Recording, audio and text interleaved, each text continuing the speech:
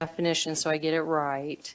So basically, it's any approach that would prioritize these things over individual merit. And what I'm trying to understand is what individual merit means. Like, I'm having a sincere, what is that about? Yep.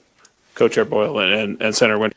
So, we could show the whole clips over and over again, and it take too much time. But she asks that question, he gives an answer, and then afterwards she has a follow up. So let's listen to the follow up and his answer.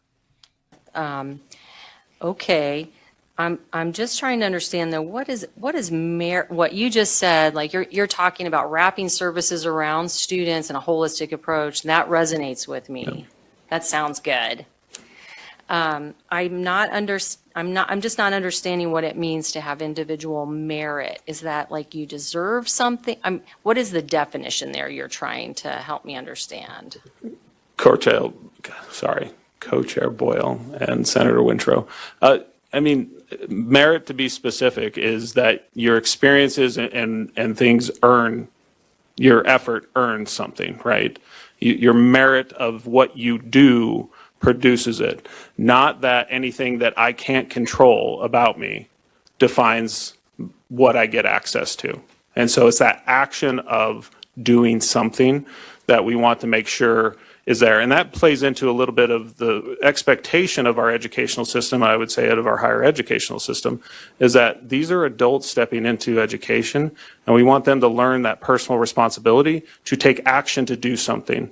Not that we create something just to make them feel comfortable, but that we have the services available and make ourselves culturally focused on knowing that we go get the support that's out there, however that may be, regardless of how I look or feel or otherwise might identify. Makes sense to me, right, Brian? Come on, doesn't that make sense? I mean, I feel like that makes sense.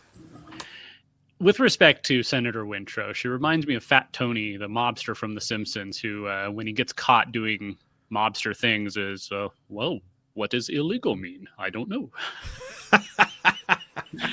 Note to producers, let's grab that.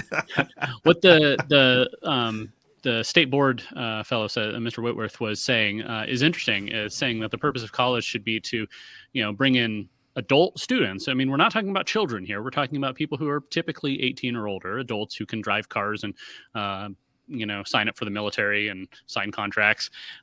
Functional adults, people who can vote. And we're going to give them in here and we're going to teach them how to take responsibility rather than making them feel good about themselves, which I think has been the push in higher education for 20, 30, 40 years to, forget actually teaching them things. We just want them to feel, have good self-esteem. And that's part of what the DEI is about. It's, and it's good to see this pivot. And, I'm glad to see we're addressing this. It's, some people try to say this isn't actually important. We just need to focus on, things that are actually meaningful to the people of Idaho. Well, this is extremely meaningful. This is the next generation of leaders, of workers, of voters. And are they going to be, coddled children all their lives, or are they going to be functional adults who can take responsibility for themselves and their communities?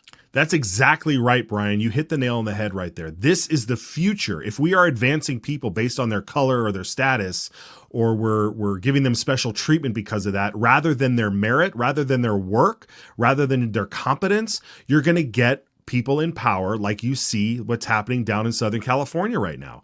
Or across the country, or here in our own state with the stupid decisions that we see handed down or being called. Like you're exactly right. So for these people to come in here, if it was so important to implement DEI, then it may as well be just as important to push back on it when it's failing and when it is. So Brian, great analysis as always on this issue. We love hearing it.